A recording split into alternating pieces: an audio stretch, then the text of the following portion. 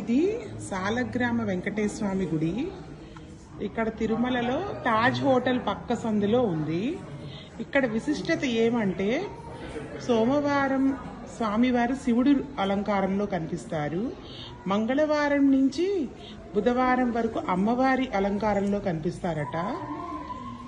గురువారం నుంచి ఆదివారం వరకు వెంకటేశ్వర స్వామిగానే కనిపిస్తారు.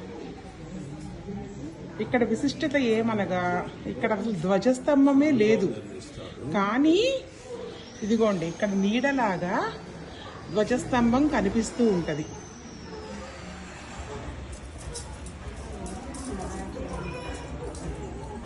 ఇదిగోండి మీకు నీడ కనిపిస్తుందా? ఇక్కడ కానీ ధ్వజస్తంభం ఏం లేదు. చూడండి ఇక్కడ ధ్వజస్తంభం ఏమీ లేదు, కానీ ఈ నీడ అట్లా ధ్వజస్తంభం లాగా కనిపిస్తుందంట సాయంకాలం పూట.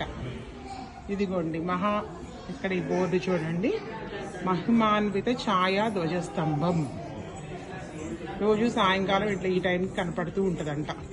చూసారా అసలు ఇక్కడ ఈ ధ్వజస్తంభం ఏమీ కనిపించకుండా చక్కగా నీడ కనిపిస్తుంది.